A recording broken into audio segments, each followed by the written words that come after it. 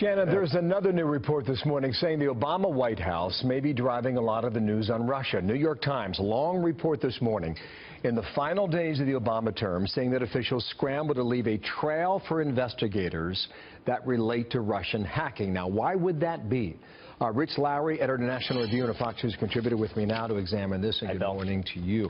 When you read that story and the details in there, what is the sense among Trump supporters that they take from this report? Well, it's going to increase the sense among Trump supporters that this was a partisan operation to delegitimize his election, and all sorts of rules were bent in order to create minefields for Trump coming into office. And it's from this kind of loose group of unnamed shadowy officials that the operation to take down Michael Flynn came from. Overall, the impression the reporting in the New York Times gives you is that the Obama team had evidence, and they wanted to make sure as many people in Washington saw it as possible before they were out of power, essentially, and they wanted to preserve the record. Right. Now, why would that be?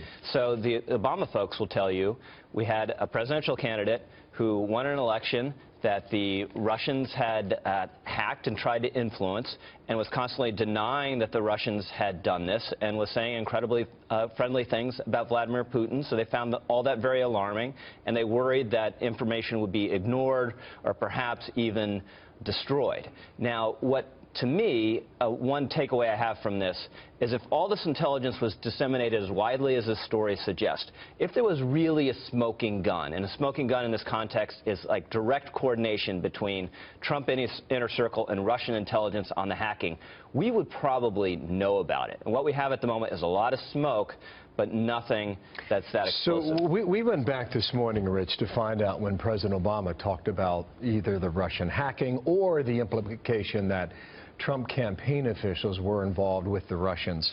It wasn't hard to find.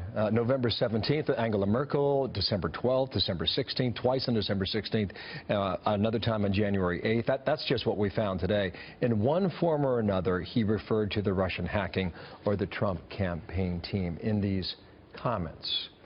So you get the idea that they were trying to plant this seed. Right. Now, can you prove that, or is that just the suggestion that comes Well, we from can all agree that that's the fact pattern.